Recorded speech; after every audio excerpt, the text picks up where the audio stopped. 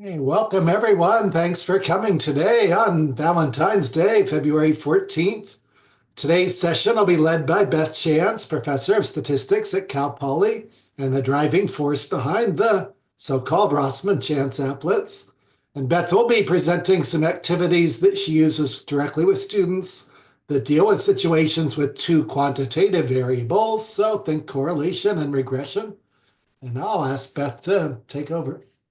All right, thank you. And just a little reminder of the goal of these sessions is to try and give you as the instructors a hands-on experience, kind of playing the role of student.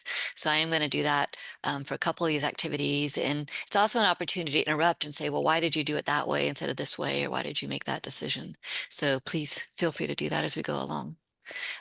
So the first one that I wanted to talk about was this thing about predicting heights. And I wanted to give an example of where we kind of go through a lot of these steps of what we call the statistical investigation process. And so more and more, every time I give them kind of a new scenario, a new situation, I like to go back and remind them of this whole big picture of the analysis, even if we're only doing a few parts of it in that particular day. So here's a research question about certain competitive advantages in sports, or maybe in particular, you think in tennis, maybe there's an advantage of being taller. And so researchers did kind of try and investigate this, but I think it's also worth talking with students about what could they actually investigate. It's not like I could randomly assign people to be tall or not and see if they win better at tennis. So I'm not going to be able to draw a cause and effect conclusion. And so their idea was, well, if we can see that winners of Wimbledon are getting taller over time, maybe that's a way to say that that's more of an advantage. If the winner's more likely to be tall, then maybe that shows an advantage for being tall. So I also think it's important to talk with them a few times about how your research question doesn't always completely match the data you collect. And so just to realize the limitations in that data. So this data is coming from Wimbledon champions. And so not all students know about that. This is a link which should be live in the file you get. And so Alan's putting a link to the handout. There's a Word version and a PDF version. And so you should be able to follow these links. You might not want to do this right away, but I'll point to a time later when you might want to look at it because there's some good parts and some bad parts. And so again, it might be good for students to be able to critique that. In particular, there's some graphs in there that I don't think are as informative as they could be. The other thing I did in some of these handouts is stuff that is maybe newer from when I started doing some of these activities or things I'm still trying out. I'll put in blue. And so again, we can talk about why we're making that change. So for example, we always like to start with what are the observational units? What are the variables? So day one in the course, almost every day in the course after that, I like to ask these questions. Some people feel it gets a little bit tiresome, but they still don't always find it, perfectly correct even later in the course. And it's just also good reinforcement and good positive reinforcement if they do know what they're talking about. But I do phrase it now as maybe like a single observational unit because it was getting a little bit difficult in some of the activities we've been presenting. We may talk about like a set of trials or a set of observations. And so is it clear if we're looking at the individual trials, if we're looking at the set? And so I like to maybe say an observational unit singular and hope they're saying maybe each champion, each winner of the Wimbledon tournament in this time frame. I also tell them the observational unit doesn't have to be a lot of detail at this point. So you could just be saying tennis player, or again, maybe here we're focusing on the winner, the champion. So it could be a very brief description of that observational unit. And I'll also ask you to play the role of student. We'll see if this works. If you want to go ahead and put it in the chat, what do you think is the explanatory variable for this data that we're going to look at for this kind of weird research question I've given you? And what do you think is the response variable? So maybe just type some things in the chat.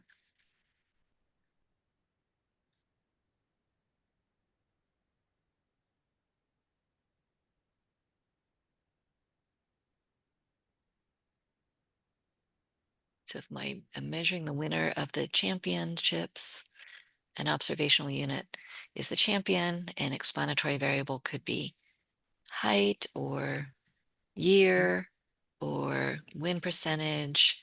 And here's where looking at the data set probably would help a little bit. So we'll get to that in a minute, but this is going to be the winner each year and the height of that winner each year. And we want to know if those heights are maybe increasing over time. So yeah, I'm going to use the year as the explanatory variable, which I'm going to treat as a quantitative variable. And I'm going to use height. It actually ends up being in centimeters. as another quantitative variable. So this is a little bit awkward because this is really more of a time series, but I'm just going to go ahead and treat year as a quantitative variable for a little while. And then I also think it's important to repeatedly ask students about what we mean by association or tendency, because I found that those words maybe aren't as clear to them as they are to me. And so again, I think just revisiting that a lot would help. So what would it mean for there to be an association between these two variables? I'm going to try that in the chat.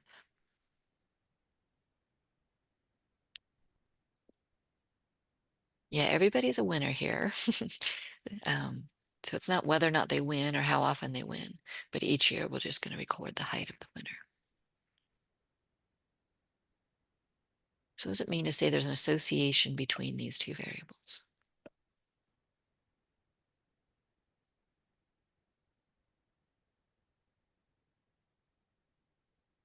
And if it's easier to unmute, that's an option as well.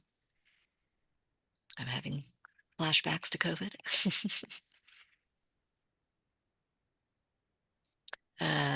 Are they getting taller over time? Yeah. Is there this tendency? Is there this predictability, right? Is it more likely that the more recent winners are taller than the earlier winners, right? So something like winners are getting taller, but also this idea of on average, right? It's just a tendency. It's not a guarantee, right? Is this an experiment or an observational study?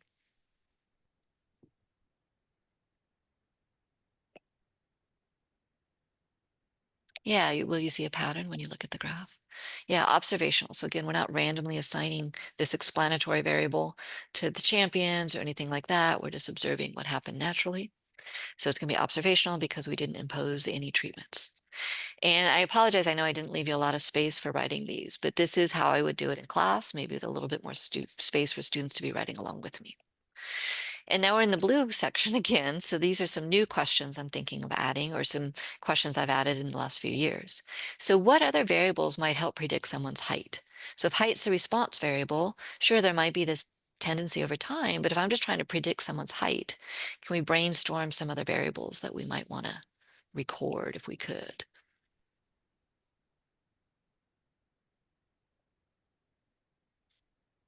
So height of the parents, yeah.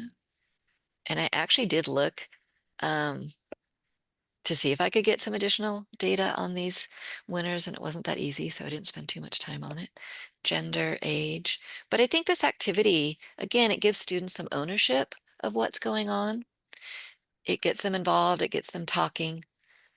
And it just reminds them that even though a lot of what they do in this first class is going to be just a few variables, there are lots of other variables out there.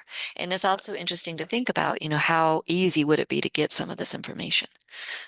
So I just like that brainstorming, and then maybe even putting it in this sources of variation diagram. So we could think about the variation in heights. The inclusion criteria here are just the Wimbeldon winners. And I can never spell Wimbeldon correctly, so let's do that. The design, maybe for now, to say observational. We didn't really do anything fancy. We're even going to use data that other people collected. And the main source of variation that I'm going to keep track of for now is year, and then all these other things, right? There's just going to be unexplained variation as well, right? Things I don't know, as well as the list that you were brainstorming together with me. So I like them to think about how we're going to be able to use year, but there could be lots of other things going on as well. And we're still going to need to measure that.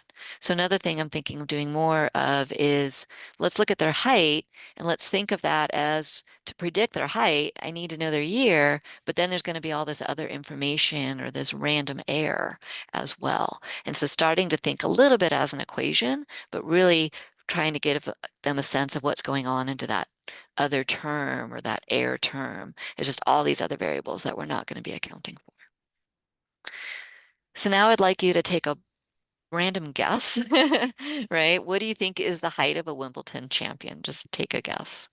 And remember, this is in centimeters if you can do that, or do it in inches and we'll convert later.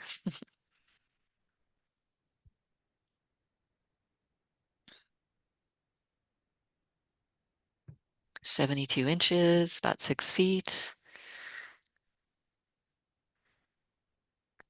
It's amazing you guys had the same prediction, 72 to 74. So let's say I said 73. How far off do you think that might be? If you wanted to give yourself a little bit of comfort zone, maybe not a huge comfort zone, but a little comfort zone. And I'll tell you what I'm trying to get at in a minute. Oh, I got some centimeters. So maybe 183 centimeters. So yeah, you may say something like plus or minus 3 inches, or maybe you have maybe 170 centimeters, plus or minus a few centimeters. All right, probably a little bit bigger if you're on that centimeter scale. Maybe 8 centimeters. All right, these are just total guesses. I do like to get students just thinking about the context a little bit, but I do like to designate which questions are ones you should know the answers to and ones you shouldn't know the answers to. So again, with the students, I might designate that in some way of, I just want you to write something down and just own up to it. So if you're surprised later, right, we can go back and talk about why. All right. And so what I'm really trying to get them to think about here is maybe standard deviation. And I don't think we think about standard deviation enough when we think about prediction errors. And so the rest of this activity is going to be focused on, can I get students to think about standard deviation in terms of prediction error? And that's why I said, maybe a little bit of a window, because I'm just going to think about one standard deviation on each side. Whereas if I was doing a formal prediction interval, that would be maybe two standard deviations on each side. So I'm just trying to give some measure of that accuracy of the estimate. And again, students are willing to throw out estimates, but then do they think hard about how accurate is that estimate, and can we get that into their statistical thinking a little bit more? So now we're going to explore the data. And so I'm hoping you can follow along with us in one of these applets. And so I'm going to see if I can put this multiple variables applet link in the chat faster than others. All right, so let's see if we can follow that. So this is one of our newer applets, and again, there's some pros and cons on it. First, I need to get the data in. I'm not going to use this data. If you watch one of the other webinars on our website, Soma did a lot more with this height and foot size and a little bit more in the regression setting, and I'll give you a link to that in a minute as well. But we do have some of the data sets preloaded in that we don't always tell you about. In this case, I'm going to do Wimbeldon, and I do need to spell it correctly. And don't ask me what MF stands for. It's just going to be wimbledon.txt. So if it's already in our data set in our website, then you can type in the name. And as long as you get the capitalization and everything correct, when you press use data, it should kind of preview it, and then it should load in the data when you press use data again. And it tries to use that green button to remind you that you're supposed to press that. We do have a lot that you can just take from a pull down menu, but this wasn't one of those data sets. And then we do now have this capability that you can open a local file. So if you have it on your computer, then you should be able to use this. And as long as it's formatted in the way we're expecting, which is usually a CSV or a TXT file with the tab delimited, then it should work. Or you can put it in Excel and then just kind of copy and paste from that into this window, and then you can press use data. So any questions on that? And we do have some videos about how to use some of these applets. And what I need to add here is sometimes there's videos on just how to get the data into the applets, because that's very consistent across a lot of our applets. All right. So the first thing I ask you to do is just drag height into this response box. And so that's one thing I like about this applet is just how easy it is to drag variables around. All right. And then I want you to summarize the behavior of this distribution. So this is supposed to be about regression or two quantitative variables, but I think it's important to just stop and look at one variable and remind students how I want them to describe one variable for particular. Start with context right away. So the very first thing I want them to say is not the histogram or the box plot, but this distribution, or maybe this just graph of the heights. But again, the emphasis there is on the distribution of heights. And so maybe they'll say something like kind of bell-shaped and symmetric, maybe a little bit of a weird spike here. I can show descriptive statistics and get like the mean and the standard deviation and have them go back and compare that to what they were doing before. But again, really maybe now formalize. If I had to predict the height of the next winner, I might predict something around 178 centimeters. And then this is a measure of how accurate I think that prediction is going to be. So most of the time, right, I'll be within that error, at least for the data that we have already. There is the ability to add a box plot. It's now what's called a violin box plot, because box plots can be a little bit misleading actually in terms of where more of the density is. And so these violin plots are becoming increasingly popular as just a better way to kind of help visualize that distribution where you have more or fewer values. The only reason I selected it now is you could look at the median as well, see how close that was to the mean. All right. So then students could think about, is that mean a reasonable value for the typical height? And here's where I would want them to compare back to their earlier prediction and then to think about, this potential prediction error. Here, I would want them to talk about the standard deviation, maybe use S to refer to that sample standard deviation. And again, a reminder that you should be putting units on standard deviation all the time as well. All right, so just this idea of a typical prediction error, potential prediction error. And I did say this year's winner, maybe I'm willing to use this time series data to just go back, just go 1 year in the future. But we're going to need to think about, is that really old data from the 1800s going to help us make predictions for this year, especially if there is this trend or this association between the year and people's heights. So to see whether heights have changed over time, we're going to drag the year variable to this explanatory box, and we're going to get a scatter plot. Right? It gives us still the descriptive statistics one way, but you could also look at like correlation coefficient, things like that. Before I get to that, I would want students to just stop and look at this, and I would want them to think about, I don't really see too much of a trend there. It's kind of hard to kind of visualize what might be going on there. There's a lot of noise in the data. So here's a case where different students will have different opinions. And again, I want them to have different opinions, and I want them to get in the habit of justifying their opinions. So some students may see, oh yeah, there's kind of a cluster of taller people over here from 2000 on, maybe those are a little bit taller, but we're also seeing, quite a few shorter people, even in the more recent years, in the 1950s, it wasn't all in the 1900s where we had those really short people. And so they may, start to ask questions, or you could ask them, what do you wonder about that? What else do you want to do to explore these data? Again, this might spike some curiosity, and hopefully this applet is enough that they can play around with it a little bit. Right. So summarize what you learned from the scatter plot. So if this is the first time I was doing a scatter plot with the students, then I would do a lot of, you need to be telling me about form, about strength, about direction. So maybe they would say something like, it's kind of linear. It's not definitely curved, fairly weak, but maybe a positive association here. And so I'd want them using that kind of language there. And again, just thinking about some evidence and whether that goes back to the research question. But I'm also thinking about doing a little bit more with this idea of noise and signal. And so to maybe see that signal a little bit better, we can add a line onto that association.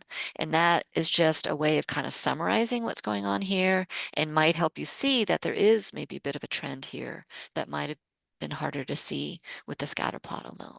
And so I want them to think about this idea of how summaries of the association can be useful and can help you see things that a little bit of signal amidst all that noise in the information. This is also a place where if this was the first time I was having them look at regression lines, or if they'd already seen regression lines, we'd stop, we'd make some interpretations.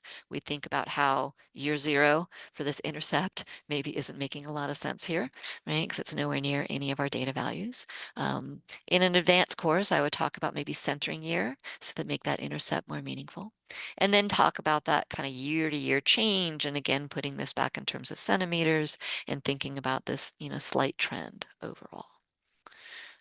So again, I might do a lot more with the line, but I'm just on a first approach, I just want them to think about how this is helpful to see that overall trend.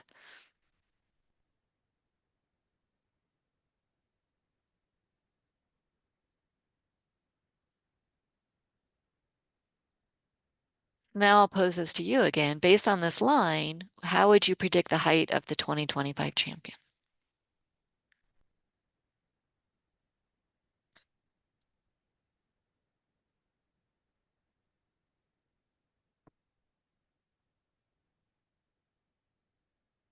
So can I use this equation to make a prediction for 2025?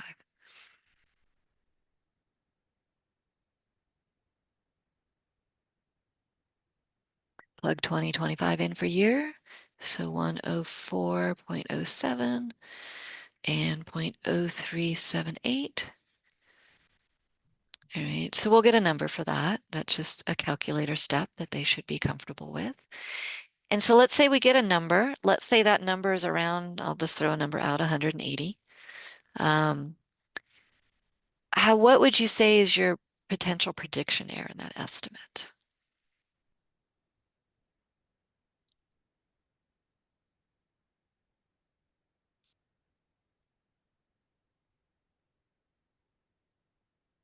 Any thoughts on that?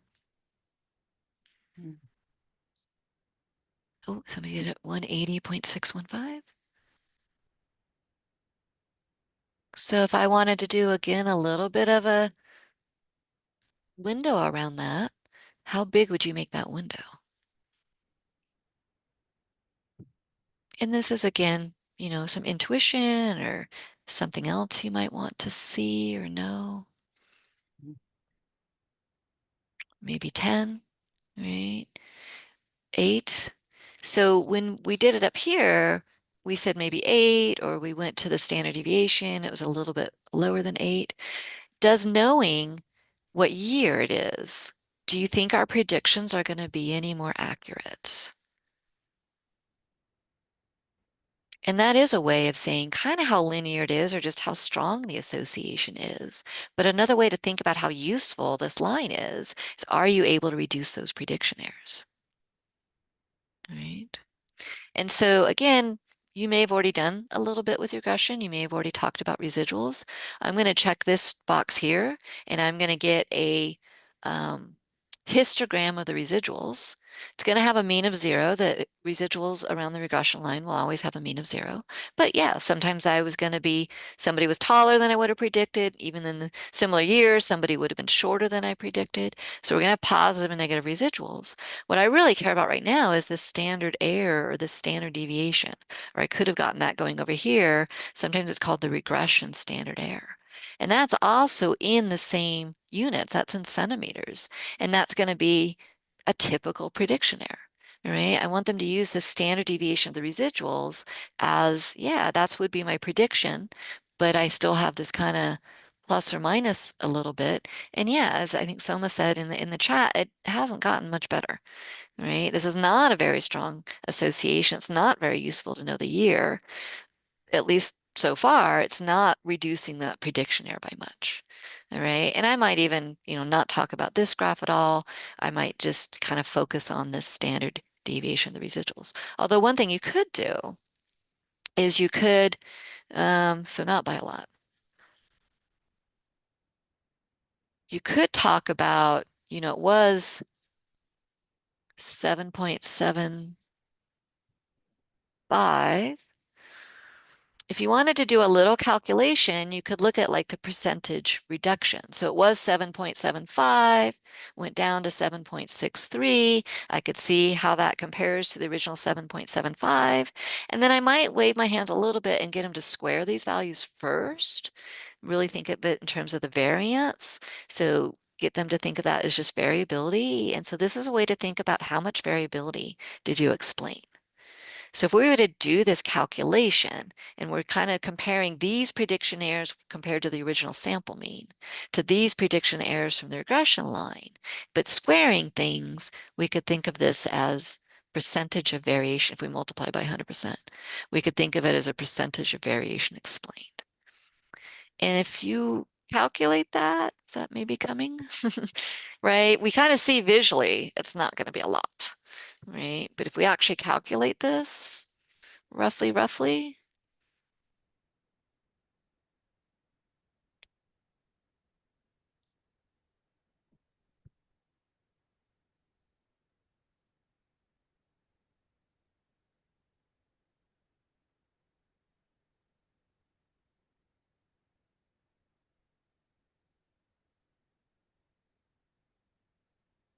3%. right? And so if you look at this thing called R squared, which has been showing over here as well, it's about 3%. This is not exactly the same as R squared, but should get you in the ballpark and maybe give students some intuition about R squared as this percentage variation explained. And this kind of pie chart might help as well. If I kind of think about there was a lot of variability, knowing the year only explained, the small fraction of that original variability. Right? So maybe that would give a little bit of intuition of R squared as this percentage reduction. You just kind of have to do it in the squared values, and you're supposed to worry about n minus 1 versus n minus 2, but just rough idea. Maybe give them that 3%, right? So let's think about another variable that you think might explain more variation in heights than year did. Anything obvious? Yeah, so you might have noticed we do have sex here. All right, so I'm going to take year out, and I'm actually going to set sex is categorical, so I'm going to put it in the subset by box instead. Right, and so that's going to give me a visual representation of the different heights. So clearly the males on average. So again, this idea of tendency, it's not like every male is taller than every female, but there's this tendency on average to have taller males than taller females in this data set. And let's go down to this R squared idea, right? That explained almost 40% of that variation. So that does seem to be a much more useful variable to us here in explaining just variation in heights, just knowing whether it was the men's champion or the ladies champion. So again, talking about tendency, what does that mean? If I asked you to predict the height of the ladies champion, now you might say 172.7. So knowing it was a ladies champion would have had that prediction. And then maybe think about that standard deviation a little bit. For the women, it's 6. So now I'm down to plus or minus 6 for that prediction. So again, I'm reducing that unexplained variability a little bit. I've gone from almost 8 to 6 centimeters. I'm getting more accurate because I'm using this more useful variable in the model. All right. And then I'm going to drag year back to the explanatory variable box. And so this kind of allows me to do all the variables at once. So I'm not going to do anything too fancy with this, but just giving students some experience and some exposure with multiple variables, more than just the 2 variables. So it just color codes by the males and females. And now you can start to see things like well, you might have noticed also that some years had 2 answers, right? Because there was both a male champion and a female champion. Totally glossed over that originally. And then you see even in a particular year, if I kind of adjust for year, the males are still going to be taller than the females. But remember some of that weird behavior early on, like why there just wasn't there weren't women's champions because they didn't run the tournament for women and in those early years the same as men. And so that impacts when I was just comparing males and females, that was kind of confounded with the year as well. And so this will be a way to separate that out. I might have students think about, this benefit over time, whose heights are growing faster over time. That's just comparing these slopes, right? You can also separate these graphs and kind of get those individually, right? And then I might go all the way down here. Let me start here. So how do the S and R squared values change? So actually, let me do that. So S went down to 5.6, right? Even more. There's even more benefit to bringing year in. So let me slow that down a little bit. So if all I have is sex, we said sex was helpful, and we got 39% and 6, a little more than 6. Year wasn't telling us much, but year on top of sex is actually a little bit more useful. So you can get them to think about things like that. And then why this is grayed out is I would have asked this question, how do the S and R squared values change? Is this what you would have predicted? And this is, again, maybe a handout we're doing together, or maybe they're doing on their own. They wouldn't have known what they would have predicted, right? So that's a bad question is why I graded out here. So either I need to make a prediction like we did earlier and then check the values, or again, if you're doing this with them, then maybe think about, well, yeah, I would have expected it to be helpful to put yet another variable in the model, but maybe this is even more helpful than I would have predicted. And then you can play around with the different graphs. This is back into green, so maybe I wouldn't do this with my intro students, or maybe at the very end of my intro students, where I have them look at that multiple regression model that does have both in, and think about here's kind of the difference between males and females overall, but then this becomes the difference between males and females in the same year. So if I do adjust for year, there's actually a little bit different prediction in the average height of the males and females. All right, so again, this is maybe more for you than for the students, but you're also looking at how things like standard errors are changing and the benefit of, having more useful models, more information in those models. Any questions on that?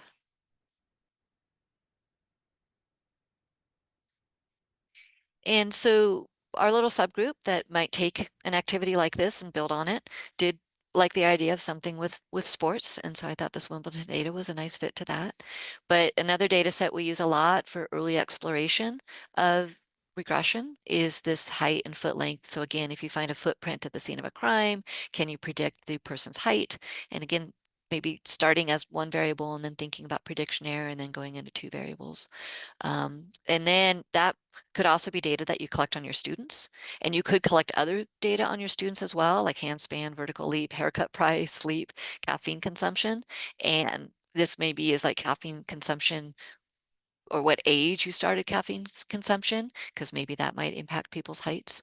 So yeah, you could collect data on students and have the analysis be all about their own data. And that's often very engaging for them as well. And then this link is going back to the presentation that Soma gave earlier on doing a little bit more with regression. I'll show you some of it. But I realized that I was giving a slightly different one, a more traditional presentation where you spend more time on maybe even R squared and what those slope and intercept coefficients mean, and even what the least squares regression line means, and how that's minimizing the sum of squared errors. And I'll show you a quick peek of that. These are some other data sets that we have around and access to. So like the maximum vertical drop in a roller coaster, its overall height, those help predict speed, height and finger length. There's a data set based on online dating that they ask them both questions and then they see based on the finger length they report, were they lying about their height, predicting things like that. Somebody mentioned earlier about parental height. So I was just amazed at how many different things are related to height. This is something that we're also developing some activities on. Actually goes back to a high school student from many years ago who blindfolded people and then said, walk on this football field and see how far you can walk before you veer off to the side because people can't walk in a straight line. So that's also data, and height might be a good predictor of how far people can height. And then this is where I mentioned you might want to go back to the Wimbeldon data because there's a couple graphs in there that I think could be improved upon once students know a little bit more. So I didn't want to spend too much time on activity 2. This is one that we've given presentations about and you may be more familiar with it. But if you have any questions, let me know. But I'll tell you, I want to highlight a couple things. So there is actually online, you can see the original video of them pulling the draft numbers out and assigning them to birthdays. And so that might be impactful for students. It's a very old grainy video, but they still like it because it's a video. And again, thinking about what should a fair lottery look like. This is actually the data of the draft numbers that were assigned to the days of the year, so 1 through 366, because it corresponded to a leap year. And so whoever got draft number 1 ended up being the first person drafted in the draft. And I hear they got through about 110 or so of those draft numbers. So this is real. This is important, right? This was a life and death situation for a lot of people. And the students may not relate to it, but maybe they can take it back to their parents or grandparents and have a conversation with them as well. And this is another good example of where looking at this, I might think it's fine, but it's not until I maybe look at some patterns. And so this is a hands-on activity with students where you just have them find the median of the draft numbers that were assigned to their month, their birth month, and they do pretty quickly start to see a pattern. So again, those summaries can be very helpful to seeing a pattern. And if they get to the correlation coefficient, they see it's minus 0.226. And so that, they might have some intuition. That's certainly not zero. But I want to ask that question, and this is the end of that previous handout. How would I decide if that was statistically significant? Statistical significance maybe doesn't make sense up here because this is more of a census, right? We were just exploring patterns in the data. But here, statistical significance definitely makes sense. Like, could this have happened just by random chance alone? And so how am I going to see what random chance alone would look like? I'm going to run some real lotteries, right? I'm going to let the computer do the simulation where it selects, so let me go back here. So I'm going to go to another applet. I'm going to go to our other one, and maybe someday we'll get these two applets merged. But this is the other one we use a lot for quantitative data. And so this is the one that you can move the line around and have students think about, what's the best fit line, and you can even make this a little game. But when I do residuals now, or even squared residuals, I don't only use the SAE and SSE language, I get them still thinking about the standard deviation of the residuals even here, because that's really what they're trying to minimize when they fit this best fit line. And then the regression line, that's the best I could do was the 3.52. And so that's where that least squares regression line comes from. So I'm going to now go to draft lottery. This is one we use so much, it's in the pull down menu. So if I select it, then I should be able to just press use data. Let me get rid of my squared residuals, right? And I think, yeah, this is the kind of the same picture, right? So this is the original picture. Now I've added the regression line. Now I've added the correlation coefficient. So again, I'm back to this question of, is that a statistically significant correlation coefficient? Could it have happened by random chance alone? Well, I can do random chance alone. I can shuffle these up, right? I can shuffle. I need to pick a statistic, so I'm going to pick that correlation coefficient, and it's just going to reassign these draft numbers to these dates. So notice these dates don't change, right? It just reassigns the 1 through 366 for the draft numbers. And then each time it does that, it gets a new correlation coefficient and it adds it to the graph over here. I could also look at the plot, and maybe now that'll make a little bit more sense to them. This is looking a little bit more uniform. If I compare that back over here, maybe I do start to see a pattern, right? With some areas where there's a little bit more of the dots than I would have expected, some areas where there's a little bit fewer dots, right? But then I just want to do this a bunch of times. But students nowadays will probably believe that is a fair lottery. That is what a fair lottery should look like. And now I can use that information to help judge the minus 0.226. Maybe I'll do two-sided because I didn't know ahead of time which way it would go. But yeah, I can't. A nice feature of the applet, I did this on purpose, is if you get the number slightly wrong, it'll tell you it's slightly wrong. It won't tell you what to use, but it'll let you double check your work. And so we see, yeah, pretty much a random lottery shouldn't have given me a correlation coefficient. And that's just looking at the linear association. So yeah, it shouldn't have given me a correlation coefficient as extreme as minus 0.226. And so if I just had one day and I just wanted them thinking about simulation-based inference, and how we can make judgments, and how we could see what random chance looks like, I might go with this one because the simulation is a direct match, right, to the kind of the research question, to that null hypothesis, right? This is exactly, I'm replicating where I know for sure it's purely random, and that allows me to judge the minus 0.226. So I think that's the main thing I wanted to highlight in here. We have this 3S strategy just to give students something to kind of, again, have some steps to follow. So thinking about what statistic you want to use, like the correlation coefficient, or I could use the slope in here. How you're going to carry out the simulation. And we'll see in a minute that I might do that differently depending on how the study was conducted. And then how are you going to evaluate strength of evidence? And so always thinking about those three things. And then it becomes pretty easy for them to tell you what that p-value is measuring. Well, 0 times when the null hypothesis was true, did I ever get a result as or more extreme as what happened in the study? I think the hardest part is getting them to realize they need to pull that number from here to the left of the line. Everything about the data is to the left of the line. This was just the most recent correlation coefficient, right? So these are going to tend to be a lot smaller. I need to go back to the original data to calculate my p-value. So yeah, this is the steps for the simulation. And then a nice follow-up is they did realize fairly quickly, but not quickly enough, that there was something suspicious about the data. And there's nice stories about how they decided basically they just didn't mix it up enough. And that's one place the video is really nice, is it shows them kind of reaching in and grabbing from the top, which wouldn't necessarily be a problem, but they hadn't mixed. They put all the Januaries in, then the Februaries, and so the Novembers and the Decembers were a lot closer to the top. So they fixed that, mostly a lot more mixing. They also made it so they pull out a draft number and a birth date. So both of those are random. And they got a correlation coefficient of 0.014.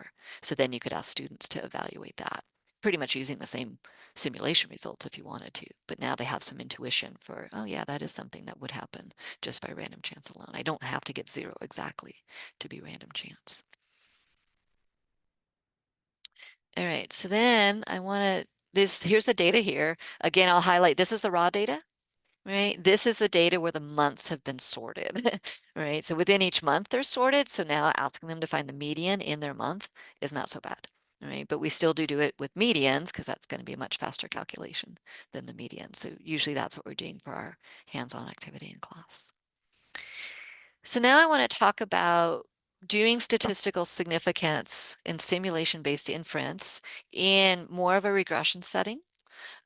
This is a data set that I used to use a lot in you'll see that this lab that I kind of given you some of the access to is from 2011. I do use a different context here. It's about a region of your brain and how kind of its size or how active it is and how many Facebook friends you have. So I thought that might relate to students a little bit more. They might relate to a little bit more, but it's kind of weird. Like some of the units there's no units on brain density. The Facebook friends is in like hundreds, and there's a lot for them to kind of process in there. So for today's activity, I went back to this one that's a little bit easier to process quickly. Um, but yeah, so for now. So this is the lab, and this is just also showing you an example of how I used to run the lab. So I think, giving them the goals and what they're going to see is really important, making sure it's very prominent that I want their name. And then this turns into a Google Doc or a Word file, and that's where they'd be typing in their answers. But they're going back and forth between the online lab and this handout. So if we go to the online lab, maybe can one of you put that in the um, chat? Um, and that was one problem is they have to go back and forth between these two documents. And so you'll see a lot of structure and a lot of organization so they know what they're giving me answers to and what they're not. So there's a lot more information in the lab about kind of what they should be summarizing. But then here, go ahead and summarize it. A lot of times I give little arrows saying this is where your answer is supposed to go so they don't miss questions. And you'll saw at the top, it was like, don't put it in bold.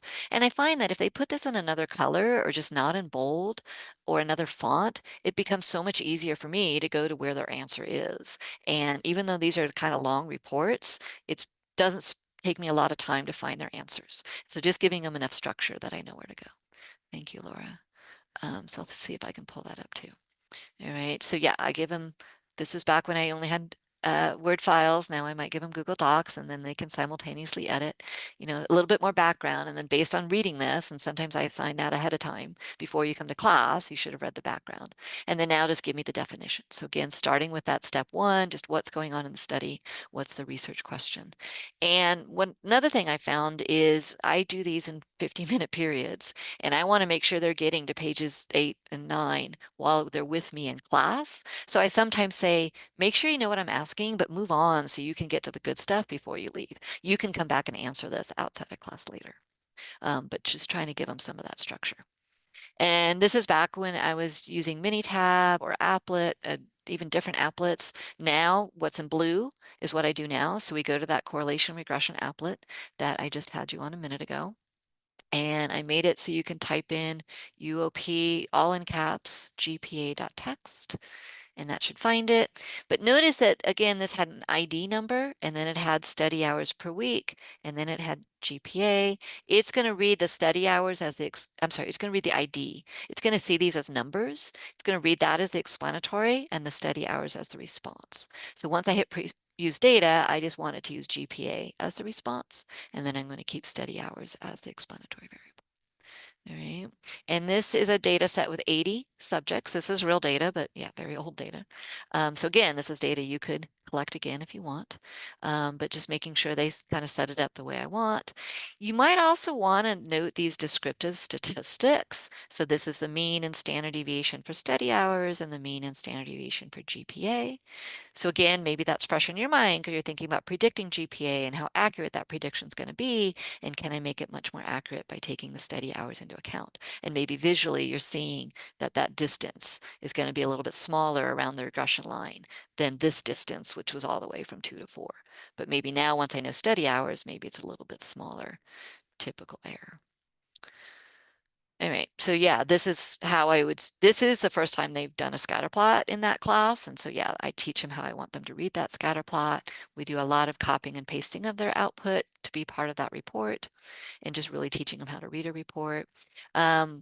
This is a different lab, and maybe you don't want to go there now, but there's a nice visual of the correlation coefficient that I can't totally reproduce. So again, it's old, but I just made this video, and it was like using fathom, where you can use a slider and it just shows the scatter plot morphing into a positive association with R of 1 and then morphing into a negative association with an R of minus 1. And so then I ask students, what are the possible values of R? And, there's little tutorials kind of built in these labs, I guess is my point.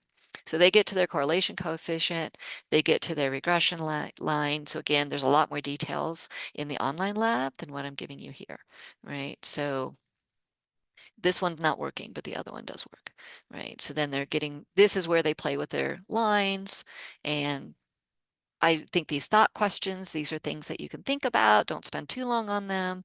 Ask questions, feel comfortable, talk to your partner, and then you don't have to give me your answers. Again, this could be where I make them make predictions before they check things out. And so then trying to teach them how to interpret the intercept and the slope. Again, all kind of built in. I don't do a lecture first a lot of the time. I want them to kind of piece some of this together.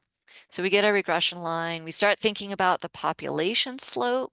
And just because we got a non-zero slope in the sample, does that convince us that there's a non-zero slope in the population? Um, so, so in the applet, we're just going to show the regression line. All right. And we could look at that residual standard error, and we saw that the GPA standard deviation actually didn't go down much either here. So that's going to be a pretty small R squared value, just about 11%.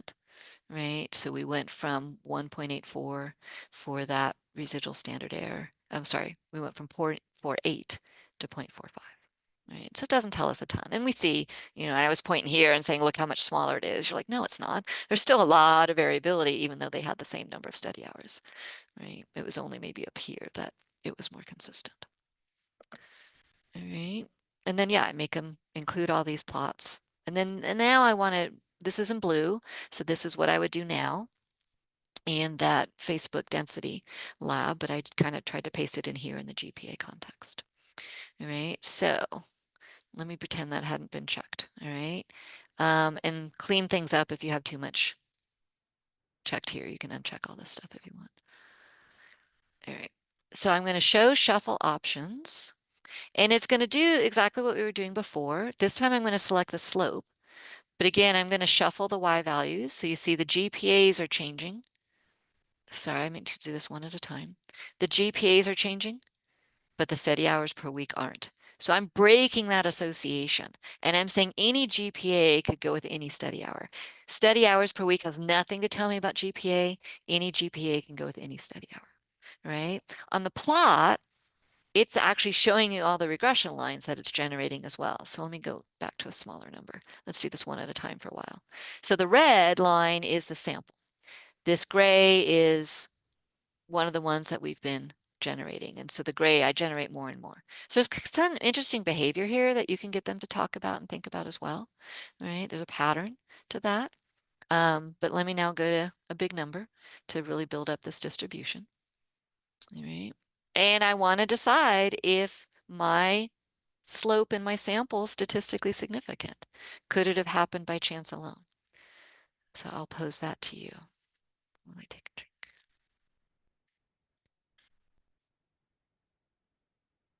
Or how could we use the applet to decide?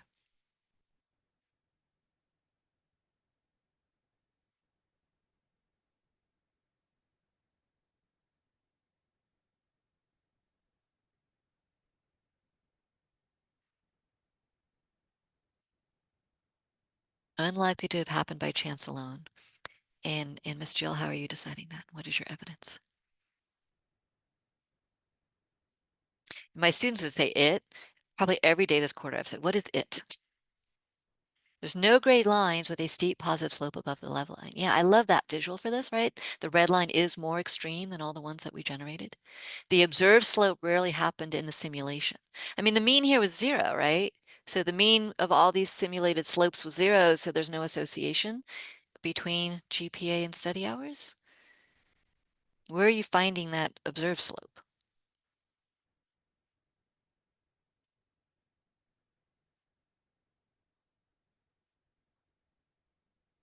Find count above our slope from regression line. Can you give me a number? 0.0894. All right. So that's coming from over here.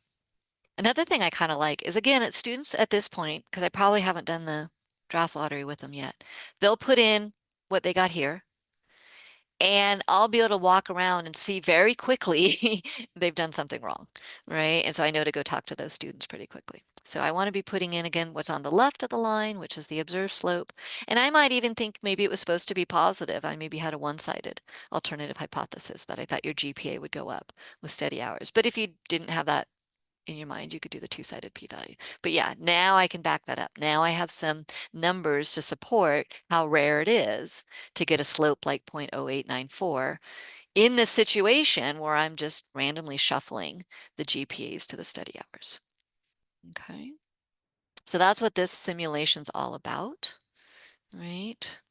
And again, just really highlighting when I want screen captures so they don't miss that.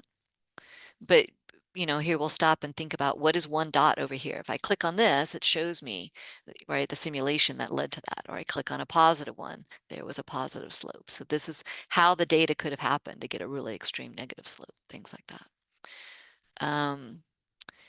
But you'll notice here it says simulation 2, because I don't think the simulation we just did is a great match to how they collected the data. I think it was for draft lottery, but here the data collection wasn't randomly assigning students to different study hours. So why am I randomly assigning GPAs to different study hours? This data was collected, and why I made students answer all those questions in part A as a pretty much a random sample from the larger population. And I really want to make my inferences about that larger population. So I really want to know what random sampling looks like rather than random shuffling. So I'm going to turn off random shuffling, and I'm going to go down here where it allows me to design a population for random sampling. And you have some choices here. I would just go with bivariate. And then it fills in some numbers. Where these numbers are coming from, were those descriptive statistics. Maybe they're even still here, right? We're going to match the sample data, but we're going to ensure that the population slope is 0. So that's how I'm going to model the null hypothesis being true now, is having a population slope of 0. So when you create that population, that's what it looks like to say there's no association in the population with these kind of normal distributions for GPA and study hours. And so I can think of that as my population. And you'll notice I made this population size 20,000. So I'm just trying to create a really big population that I can now sample from. And so you'll notice now it says show sampling options. And now it gives me a sample size. So I want this, and let me go back to 1, and let me get rid of count samples box for now. I'm going to go to a sample size. Anybody remember? It was 80, right? So these blue dots here, if you can see them, are the 80 people from that population. So I moved them over here and I fit a regression line. And this time I happen to get a negative regression line.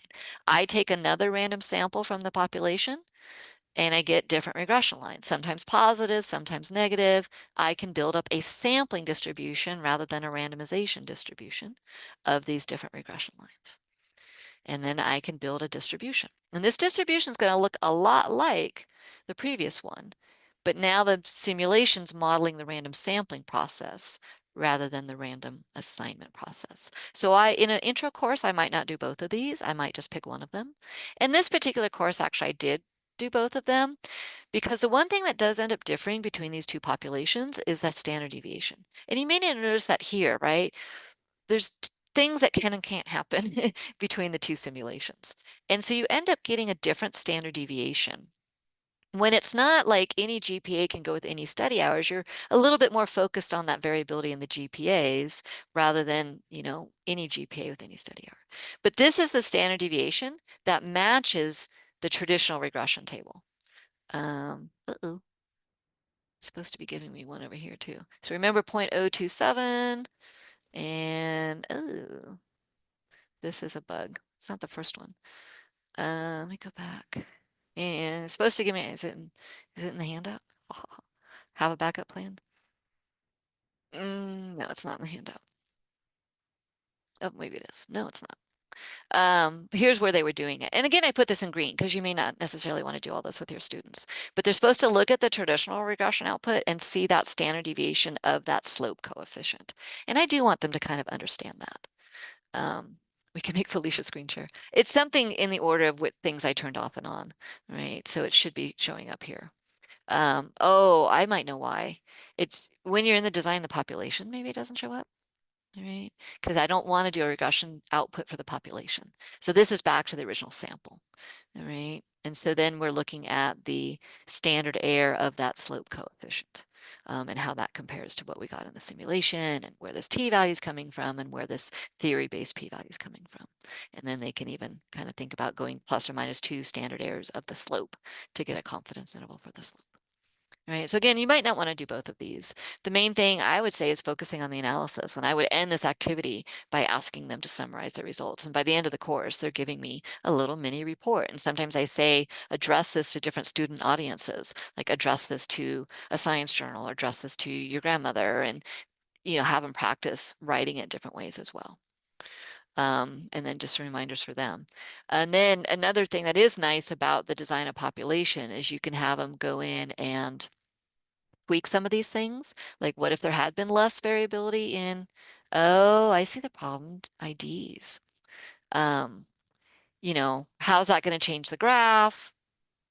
I instantly see how that changes the graph. How's that going to change the simulation results? I can instantly see that. Right. So that's another place you could take this, or students might try and take this. All right. So I think that's my time and my handout. Any last minute questions?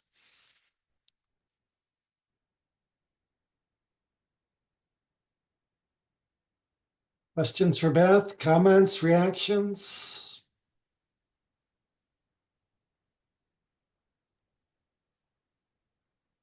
Do the applets work equally well, whether like you're using Chrome or Safari or any restriction there? In theory, no. Okay. Yeah. And iPads and iPhones, it's just sometimes there ends up being a lot of real estate. What I've been doing this quarter is like embedding them on other pages, and students have gotten really good at just kind of scrolling over to see the rest of the applet output. Mm. Well, the last example you linked to the published article and what you did the cause web on. So it was really nice to see it illustrated here. Yeah, and anything I forgot to show you, I was going to show you, show data points so you can add observations if you want to move them around and then see how the regression line follows it. I'd ask you to check this first. Otherwise, anytime you're like clicking on here, you're moving things around. And then if you do like delete an observation, then you can always revert back to the data set. It should come back. Maybe update, things like that.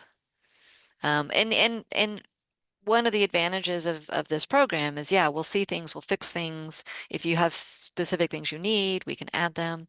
There's also transformations in here now. And one thing I like about this is it shows you, if it was a good graph, the original data as well as the transform data just side by side. I think that's a nice illustration there.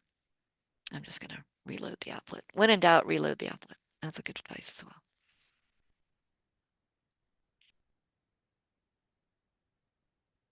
Another question? It's the top of the hour, but we can take another question if someone has one.